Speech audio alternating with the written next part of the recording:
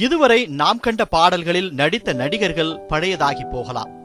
படம் பிடிக்க பயன்படுத்தப்பட்ட தொழில்நுட்பம் கூட பழையதாகி போகலாம்.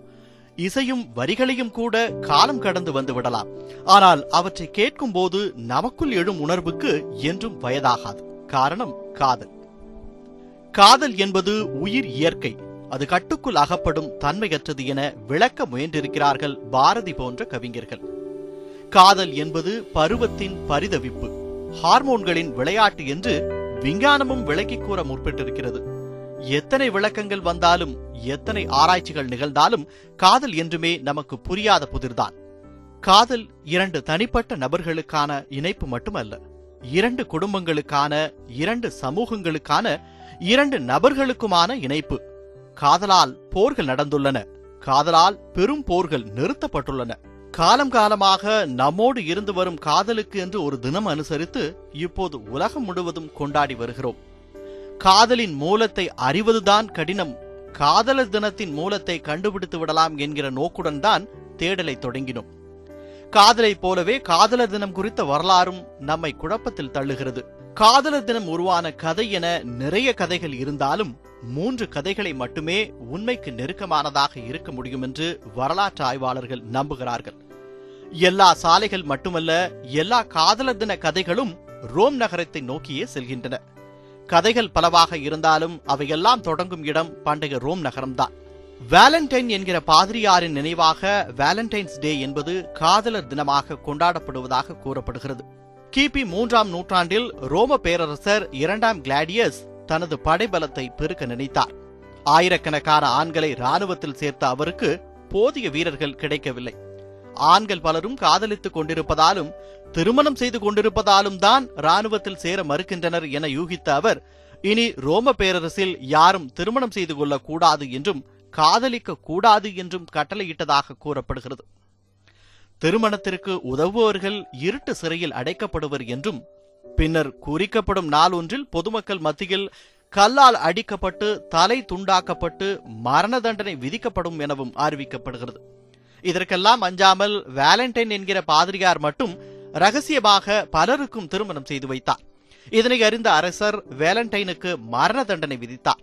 சிறையில் அடைக்கப்பட்ட வேலண்டைன் பல்வேறு சித்திரவதைகளுக்கு ஆளாக்கப்பட்டிருக்கிறார்.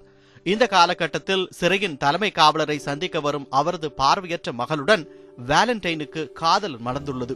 அஸ்டோரியஸ் என்கிற அந்த பெண் வேலண்டைனை தப்புவிக்க முயன்றிருக்கிறார். ஆனால் இதன் பிறகு வேலண்டைன் வீட்டு சிறைக்கு மாற்றப்படுகிறார்.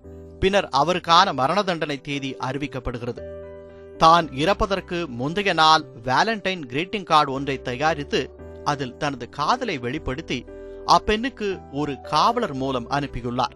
அதில் ஃப்ரம் யுவர் வேலண்டைன் என்று அவர் எழுதியிருந்ததாகவும், அதனால்தான் இன்று வரை எல்லா கிரீட்டிங் கார்டுகளிலும் காதலர்கள் ஃப்ரம் யுவர் வேலண்டைன் என்று எழுதி கொடுத்து வருவதாகவும் கூறப்படுகிறது. பி மை வேலண்டைன் என எழுதி கொடுப்பதும் இதிலிருந்தே தொடங்கியுள்ளது. கடிதம் எழுதிய மறுநாள் வேலண்டைனின் தலை பொதுமக்கள் முன்னிலையில் துண்டிக்கப்படுகிறது. காதலுக்காக உயிரை கொடுத்த வேலண்டைனின் இறப்பை மக்கள் அனுசரிக்க அது காதலர் தினமாக மாறியதாக கூறப்படுகிறது. இதே காலகட்டத்தில் வேலண்டைன் என்கிற மற்றொரு பாதிரியாரும் ரோம் சிறையில் அடைக்கப்பட்டு கிடந்து சித்திரவதை அனுபவித்த கிறிஸ்தவர்களை தப்பிச் செல்ல உதவியதாகவும், இதனால் அதே அரசரால் பிப்ரவரி 14ஆம் தேதி மரண தண்டனைக்கு உள்ளானதாகவும் கூறப்படுகிறது. இந்த 2 வேலண்டைன்களின் நினைவாகவே வேலண்டைன் தினம் அனுசரிக்கப்பட்டு அது நாளடைவில் காதலர் தினமாக மாற்றப்படுகிறது எனவும் சொல்லப்படுகிறது. இது தவிர உண்மைக்கு நெருக்கமான மற்றொரு வரலாறும் காதலர் தினத்திற்கு இருக்கிறது. காதலர் தின கொண்டாட்டம் என்பது பண்டைய பேகன் இன மக்கள் கொண்டாடப்படும் லூப்பர் கலாலியா என்கிற விழாவின் தொடர்ச்சி என்றும் கணிக்கப்படுகிறது. கிறிஸ்து பிறப்பதற்கு முன்பே பிப்ரவரி மாதம் 13ஆம் தேதி முதல் 15ஆம் தேதி வரை சுமார் 3 நாட்கள் திருவிழா நடக்கும் என்று கூறப்படுகிறது. லூப்பர்சி என்கிற கடவுளுக்கு நடத்தப்படும் இந்த திருவிழாவின் போது நாய், ஆடு, மாடு போன்ற மிருகங்கள் கடவுளுக்கு பலியிடப்படும். மாமிசம் கொண்டு விருந்து தயாரிக்கப்பட அந்த விலங்குகளின் தோல், குடல் போன்ற மிச்சங்களை கொண்டு இளம் பெண்களை அடிக்கும் வழக்கம் இருந்து வந்தது. இப்படி அடிப்பதன் மூலம் பெண்களுக்கு குழந்தை பேறு கிடைப்பதில் இருக்கும் சிக்கல் நீக்கும் என்றும் கருதப்பட்டது. அடிக்கும் ஆண்கள் பெரும்பாலும் குடித்துவிட்டு காட்டுமிராண்டித்தனமாக அடிப்பார்கள் என்றும், அப்படி அடிவாங்க பெண்கள் நீண்ட வரிசையில் நிற்க வைக்கப்பட்டிருப்பார்கள் என்றும் வரலாற்று ஆசிரியர்கள் எழுதுகிறார்கள். சிலர் இக்கருத்தை மறுத்து சம்பிரதாயமாக வலிக்காமல் தான் அடிப்பார்கள் என்றும் கூறுகிறார்கள். மேலும் இந்த திருவிழாவின் போது திருமணமாகாத பெண்களின் பெயர்களை ஒரு குடுவையில் எழுதி போட்டு அவற்றில் ஒன்றை ஆண்கள் எடுக்கும் வழக்கமும் இருந்து வந்துள்ளது. ஆண் எடுக்கும் சீட்டில் இருக்கும் பெயர் கொண்ட பெண்ணுடன் அந்த ஆண் திருவிழா முழுவதும் ஒன்றாக பொழுதை கழிக்கும் வழக்கமும் இருந்து வந்துள்ளது. திருவிழாவின் நிறைவின் போது இருவரும் தங்களுக்குள் பொருந்தும் என நினைத்தால் திருமணம் செய்து கொண்டு சேர்ந்து வாழலாம் என்றும், பொருந்தாது என்று கருதினால் பிரிந்து விடலாம் என்றும் கூறப்படுகிறது. பேகன் மதத்திலிருந்து பலரும் கிறிஸ்தவ மதத்திற்கு மாறிய பின்பு இந்த விழாவை கொண்டாட முடியாமல் போனது. சிலர் இந்த திருவிழாவின் காரணமாகவே கிறிஸ்தவ மதத்திற்கு மாறாமல் இருந்தனர். ஆகையால் லூப்பர்காலிகா திருவிழாவை மறக்கடிக்க அதே தினத்தில் இறந்து போன வேலண்டைன் என்கிற பாதிரியாரின் நினைவு நாளாக கிறிஸ்தவ தேவாலயங்கள் அனுசரிக்க தொடங்கியதாக வரலாற்றில் குறிப்பிடப்படுகிறது. 5ஆம் நூற்றாண்டில் வாழ்ந்த போப் கலாசியஸ் தான் முதலில் பிப்ரவரி 14ஆம் தேதியை வேலண்டைன் தினமாக அதிகாரப்பூர்வமாக அறிவித்ததாக வரலாற்று நூல்கள் கூறுகின்றன. வேலண்டைனின் நினைவுடன் லூப்பர்காலிகா திருவிழாவில் இருக்கும் இணையை கண்டறிதல் என்கிற சாரமும் சேர வேலண்டைன் தினம் காதலர் தினமானது. இந்த இடத்தில் இன்னொரு கருத்தும் கவனிக்கத்தக்கது. முற்காலத்தில் கிறிஸ்துவ தியாகிகள் அனைவரும் வேலண்டைன் என்று அழைக்கப்படுவார்கள் என்பதற்கான சான்றுகள் கிடைத்துள்ளன. இதுவரை கத்தோலிக்க திருச்சபை மட்டும் 11 வேலண்டைன் தினங்களை அங்கீகரித்துள்ளது. ஆகையால் இது ஒரு வேலண்டைனின் தியாகத்தை போற்றும் தினமா அல்லது பல வேலண்டைன்களை போற்றும் தினமா என்பது இன்னும் கேள்விக்குறியான விஷயமே. ரோமில் தொடங்கிய இந்த காதலர் தின கலாச்சாரம் மெல்ல மெல்ல பிரான்ஸ் மற்றும் இங்கிலாந்திற்கும் பரவியது. 5ஆம் நூற்றாண்டில் இருந்தே வேலண்டைன் தினம் கொண்டாடப்பட்டு வருவதாக கருதினாலும் எழுத்துப்பூர்வமான சாட்சியங்கள் நமக்கு 1400களுக்கு பின்பே கிடைக்கின்றன. 1412ஆம் ஆண்டில் ஆங்கில இலக்கியத்தின் தந்தை என்று அழைக்கப்படும் ஜெஃப்ரி சாசர் தனது கவிதையில் வேலண்டைன் தினத்தன்று தனது இணையை தேடும் பறவை என்று எழுதியுள்ளார். இவர் எழுதிய பார்லிமெண்ட் ஆஃப் ஃபவுல்ஸ் நூலில் வரும் வேலண்டைன் தின கவிதையும் இவர் இலக்கியத்தின் தந்தை என அழைக்கப்பட காரணம் என்றால் மிகையாகாது. அதேபோல 1415ஆம் ஆண்டு ஓர்லியான்ஸ் பகுதியை ஆண்டு வந்த சார்லஸ் பிரபு எழுதிய கவிதையும் காதலர் தினத்தை குறிப்பிட்டு நம்மிடம் இருக்கும் பழமையான இலக்கியங்களில் ஒன்று. அஜின்கோர்டிஸ் நடந்த போர் ஒன்றில் தோற்று சிறைப்பட்டு கிடந்த காலங்களில் சார்லஸ் பிரபு தனது மனைவியை நினைத்து எழுதிய கவிதையில் வேலண்டைன் தினம் பற்றி குறிப்பு இருக்கிறது. அதன் பிறகு இங்கிலாந்து மன்னர் 5ஆம் ஹென்றி ஜான் லிட்கேட் என்கிற எழுத்தாளரை நியமித்து தனது மனைவியும் ராணியுமான கேத்தரின் ஆஃப் வெலோஸுக்கு வேலண்டைன் கவிதைகள் எழுதியதாகவும் குறிப்பு கிடைத்துள்ளது. இருப்பினும் ஷேக்ஸ்பியர் எழுதிய பிறகே வேலண்டைன் தினத்திற்கு புனித பிம்பம் வரத் தொடங்கியது எனலாம். ஆனாலும் வேலண்டைன் தினத்திற்கு கிரீட்டிங் கார்டு கொடுக்கும் நடைமுறை 16ஆம் நூற்றாண்டிலேயே தோன்றியிருக்கிறது. முதலில் காதலர்களே தங்கள் கொடுக்கும் கிரீட்டிங் கார்டுகளை செய்து தர வேண்டும் என்பது எழுதப்படாத விதியாக இருந்துள்ளது. பெரும்பாலும் சொந்தமாக கவிதை எழுதி அதை மலர்கொத்துக்களுடன் அனுப்புவது வாடிக்கையாக இருந்துள்ளது. 1700களில் தான் வேலண்டைன் கார்டுகள் தயாரிப்பது என்பதே தனி வியாபாரமாகியுள்ளது.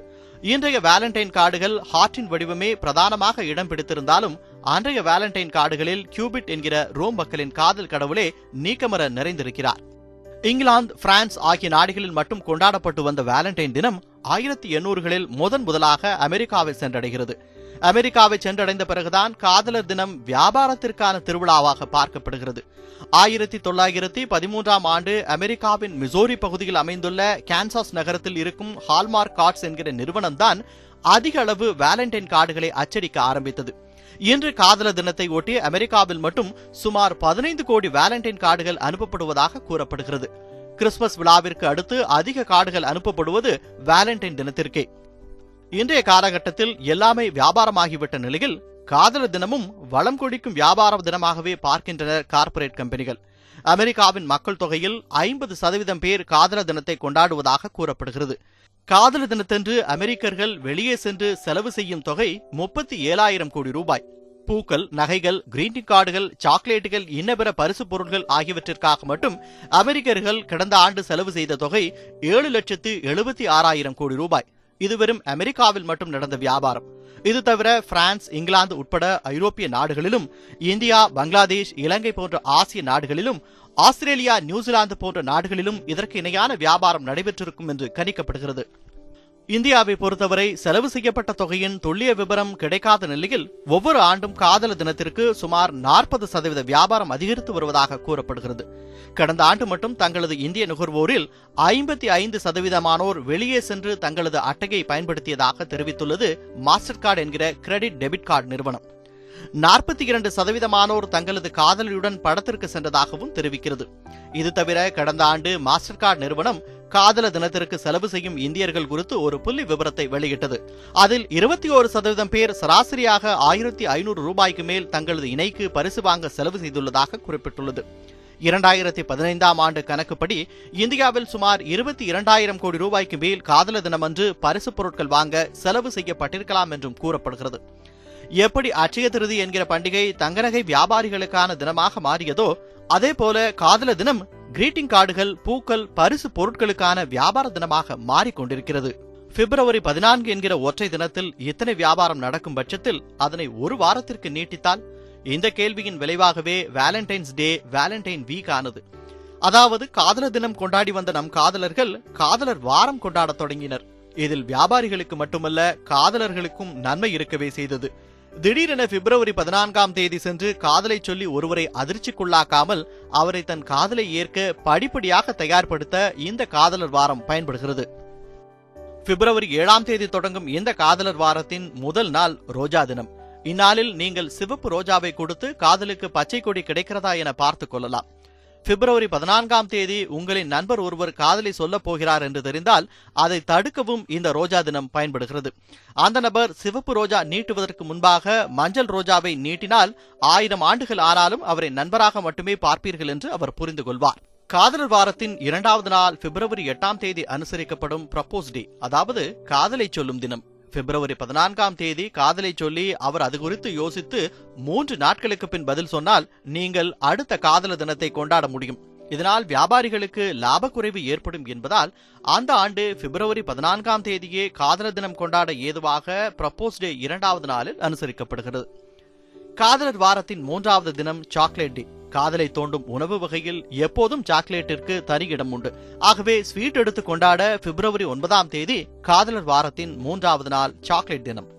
பிப்ரவரி 10ஆம் தேதி காதலர் வாரத்தின் 4வது நாள்.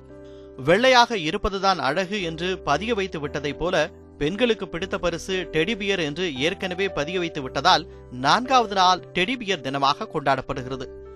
இத்தினத்தில் டெடிபியர் தான் பரிசளிக்க வேண்டும் என்பது அல்ல, எந்த பொம்மையையும் பரிசளிக்கலாம். காதலர் வாரத்தின் 5வது தினமான பிப்ரவரி 11ஆம் தேதி சத்திய தினம். உங்களது வாழ்க்கை துணையாக நீங்கள் விரும்பும் நபர் வந்தால் அவரை எவ்வாறு நடத்துவீர்கள் என்பது குறித்து சத்தியம் பண்ணும் தினம். 6வதாக வருவது ஆரத்தழுவும் தினம். இந்த தினத்தில் உங்கள் இணையை கட்டி அணைத்து உங்கள் அரவணைப்பை அவர்களுக்கு உணர்த்த வேண்டும். இந்தியாவில் பொது இடத்தில் கட்டி அணைப்பது என்பதெல்லாம் சாத்தியமில்லை என்பதால் கைப்பிடித்து நடக்கலாம். 7வது நாள் பிப்ரவரி 13ஆம் தேதி வரும். இந்நாளில் காதலர்கள் மொத்தமிட்டு காதலின் ருசியை அனுபவித்து மகிழ்வார்கள். இந்தியாவில் பிறந்தால் இந்த நாளை ஸ்கிப் பண்ணிவிடுவது நல்லது. யாருக்கு என கேட்க வேண்டாம், யாருக்கோ. இத்தனை தினங்களை கடந்துதான் காதலர் தினம் வருகிறது. இந்த தினங்களில் வியாபார நோக்கம் இருப்பதை மறுப்பதற்கில்லை என்ற போதும் பரபரவென இருக்கும் காலகட்டத்தில் காதலை கொண்டாட 7 நாள் என்பது மேலை நாடுகளில் அவசியமானதாகவே இருக்கிறது. இன்னும் காதலர் தினம் கொண்டாட வழியில்லாமல் லட்சோப லட்சம் இந்திய இளைஞர்கள் இருக்கிறார்கள் என்பதே உண்மை. சாக்லேட் பொம்மைகள் போல ஆடைகளும் காதலர் தினத்தின் முக்கிய அங்கமாக இருக்கிறது. உடை என்பது ஒரு தொடர்பு கருவி என்பதை காதலர் தினத்தில் அறிந்து கொள்ளலாம். காதலர் தினத்தில் அணியும் ஆடை பல விஷயங்களை பேசாமலேயே கடத்தும் வல்லமை உடையன. இந்த ஆடைகள் கலர் அவ்வப்போது மாறி வந்தாலும் சில ஆடைகள் சொல்லும் செய்தி மட்டும் ஆண்டாண்டாக மாறாமல் அப்படியே இருக்கின்றது. பச்சை நிற உடை அணிந்தால் எனக்கு விருப்பம், உங்களுக்காக காத்திருக்கிறேன் என்று அர்த்தம். ரோஸ் நிற உடை அணிந்தால் மிக சமீபத்திலேயே காதலை ஏற்கிறேன் என்று அர்த்தம். நீல நிற உடை அணிந்திருந்தால் இன்னும் தனியாகத்தான் இருக்கிறேன் என்று பொருள். மஞ்சள் நிற உடை அணிந்திருந்தால் காதல் தோல்வி அடைந்தவன் என்கிற அனுதாபத்தை ஏற்படுத்த முடியும். கருப்பு நிற உடை அணிவது காதலை யாரோ நிராகரித்து விட்டனர் என ஊருக்கு சொல்லும் முயற்சி. காதலோடு கல்யாணத்திற்கு தயார் என்பவர்கள் அன்றைய தினத்தன்று ஆரஞ்சு நிற உடையை அணிவார்கள். காதல் என்றாலே காத தூரம் ஓடும் ஆட்கள் சிவப்பு நிற உடையையும், தற்போது காதலில் விருப்பமில்லை என்பவர்கள் சாம்பல் நிற உடையையும் அணிவார்கள். மகிழ்ச்சிகரமாக காதலில் இருக்கிறேன் என்பதை வெள்ளுடை அணிந்து உலகுக்கு சொல்ல முடியும். காதலர் தினத்தின் கொண்டாட்டங்கள், சமிக்கைகள் இப்படி எல்லாவற்றிலும் வியாபாரம் இருக்கிறது என்பதில் எந்த மாற்று கருத்தும் இல்லை. ஆனால் அதே காரணத்தை கொண்டு காதலர் தினத்தை ஒதுக்கிவிட முடியுமா என்றால் கேள்விக்குறிதான். நாம் கொண்டாடும் காதலர் தினம் என்பது மேலை நாட்டு கலாச்சாரம் என்பது உண்மையே. காதலர் தினத்தை கலாச்சார திணிப்பாகவும் அதை கைவிட வேண்டும் எனவும் கோரிக்கை விடுப்போர் நமது நாட்டில் உள்ள காதலர் தினத்தை கையில் எடுக்காமல் பேசினால் அவர்களை காதலுக்கு எதிரானவர்களாகவே பார்க்க வேண்டும். சித்திரை மாதத்தின் முதல் முழுநிலவு வரும் தினத்தை தமிழர்கள் வசந்த விழாவாக கொண்டாடினார்கள் என்று சங்க இலக்கியங்கள் எடுத்துரைக்கின்றன. இந்த வசந்த விழா கொண்டாட்டம் என்பது கிட்டத்தட்ட காதலர்களின் கொண்டாட்டமே என்கின்றனர் பண்பாட்டு ஆய்வாளர்கள். அதன்படி பார்த்தால் நாமெல்லாம் ஜனவரி மாதமே காதலர் தினம் கொண்டாடி இருக்க வேண்டும். இன்று வட இந்தியாவில் சரஸ்வதியை நினைவுகூர கொண்டாடும் வசந்த பஞ்சமி என்கிற விழா முழுக்க முழுக்க மன்மதனை வழிபடும் காதலர் தினமாகவே இருந்தது என்பது வரலாறு. இந்தியாவில் மட்டுமல்ல, சீனர்களின் பண்பாட்டில் கூட காதலர் தினம் முக்கிய இடம் வகிக்கின்றது. த நைட் ஆஃப் 7 என்று அழைக்கப்படும் இந்த தினம் ஒவ்வொரு ஆண்டும் 7ஆம் மாதம் 7ஆம் தேதி என்று கொண்டாடப்படுகின்றது. ஜப்பானியர்களின் பண்பாட்டில் சூரிய கால கணக்கின்படி ஜூலை 7ஆம் தேதி அன்று காதலர் தினம் சற்று வித்தியாசமான முறையில் கொண்டாடப்படுகிறது. பிரேசில் நாட்டில் ஆண் நண்பர் பெண் நண்பர் என்ற பெயரில் ஜூன் 12ஆம் தேதி காதலர் தினம் கொண்டாடப்படுகிறது. கொலம்பியா நாட்டில் செப்டம்பர் மாதத்தின் 3வது வெள்ளிக்கிழமையிலும் நட்பு மற்றும் காதல் தினம் என்ற பெயரில் காதலர் தினம் கொண்டாடப்படுகிறது. இந்தியா போன்ற நாட்டில் காதல் என்பது ஒரு அரசியல் நடவடிக்கை. சாதி மதம் என பிரிவினைகளின் மூலம் மக்களை பிரித்தே வைத்திருந்து அதன் மூலம் சுயலாபம் சம்பாதிக்க நினைக்கும் கூட்டத்திற்கு எதிரான போர் முழக்கம். அதீத காதலே உன்னத புரட்சியின் வழிகாட்டி என்கிறார் கியூப புரட்சியாளர் சேகுவேரா. சாதி மதம் மறுத்து காதலிக்கும் ஒவ்வொரு ஆணும் பெண்ணும் மானுட பிரிவுகளுக்கான சவப்பெட்டிக்கு ஆணி அடிக்கிறார்கள் என்றே அர்த்தம். காதலால் பல இளவரசன்களை இழந்திருக்கிறோம், சில கௌசல்யாக்களை பெற்றிருக்கிறோம். இன்றும் கற்பு கொள்ளையர்கள் என்றும் கலாச்சாரத்தை அடிக்கிறார்கள் என்றும் மத அடிப்படைவாதிகள் காதலுக்கு எதிராக படைதிரட்டி கொண்டிருக்கிறார்கள். ஒன்றாக இருக்கும் காதலர்களை அடித்து துன்புறுத்துவதும் காதல் நாடகம் என்ற வார்த்தையை சேர்த்தும் காதலை இழிவுபடுத்திக் கொண்டிருக்கிறார்கள். அவர்கள் அறியவில்லை, அது அவர்களுக்காக அவர்களே தயார் செய்யும் சிதை என்பது. உலகம் முழுக்க வியாபித்திருக்கும் காதலை இழிவானது என குற்றம் சாட்டி ஒதுக்குவது எவ்வளவு முட்டாள்தனமோ அதற்கு இணையானது அதை உன்னதப்படுத்துவதும். இந்த உன்னதப்படுத்தல்கள் தான் காதலில் தோற்றுவிட்டால் தற்கொலை முடிவை எடுக்க வைக்கின்றன. தனக்கு விருப்பமில்லை என கூறும் பெண்ணை கத்தியால் குத்தவும் முகத்தில் ஆசிட் வீசவும் தூண்டுகின்றன. காதல் என்பது உணர்வு. காதல் உணர்வுக்கு தேவையான மதிப்பை அளித்தால் மட்டுமே போதுமானது. கொடும் நோய்கள், பெரும் போர்கள், இயற்கை சீற்றங்கள் என அனைத்தையும் இந்த மானுடம் காதலால் மட்டுமே கடந்து வந்திருக்கிறது. அதனை அகற்ற நினைப்பது மானுடத்தின் வேரை அகற்ற நினைப்பதற்கான முயற்சி. என்றுமே வெற்றி பெற முடியாத முயற்சி. காதலிப்போம், காதலிப்போரை கொண்டாடுவோம். காதலினால் மானுடருக்கு கலவி உண்டாம், கலவியிலே மானுடருக்கு கவலை தீரும். காதலினால் மானுடருக்கு கவிதையும் உண்டாம், கானம் உண்டாம், சிற்பமுதற் கலைகளும் உண்டாம். ஆதலினார் காதல் செய்வீர் உலகத்தீரே. மகாகவி பாரதி.